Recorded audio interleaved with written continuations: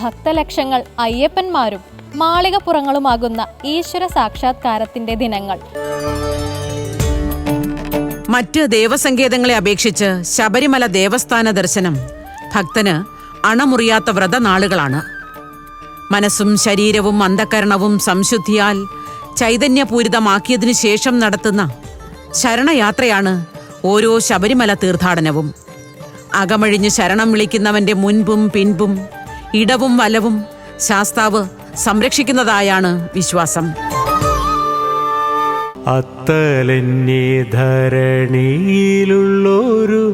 മർത്യരൊക്കെയും അയ്യനെ കൂപ്പുവാൻ കൂട്ടമോടെ എരുമേലിൽ ചെന്നിട്ട് പേട്ട കൊണ്ടാടി അയ്യപ്പ പാഹിമാം. ധർമ്മശാസ്താവാണ് മണികണ്ഠൻ. അദ്ദേഹം അവതരിക്കുന്നത് ധർമ്മത്തെ പുനഃസ്ഥാപിക്കാൻ വേണ്ടി തന്നെയാണ്. അപ്പോൾ ധർമ്മത്തിന് എന്തോ ഒരു ച്യുതി, ധർമ്മത്തിനൊരു വീഴ്ച ഭൂമിയിൽ സംഭവിച്ചിട്ടുണ്ട് എന്നുള്ള കാര്യത്തിൽ തർക്കമില്ല. അത് ആര് കാരണമാണ് ഉണ്ടാവുന്നത്?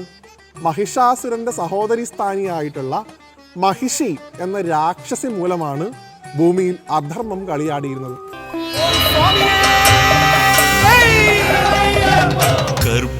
കർപ്പൂരദീപത്തിൻ പ്രഭയിൽ സ്വാമി നിൻ തിരുമുഖം ഞാൻ കണ്ടു.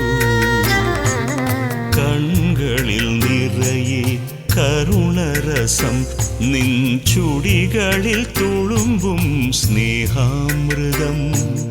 സന്ധ്യാ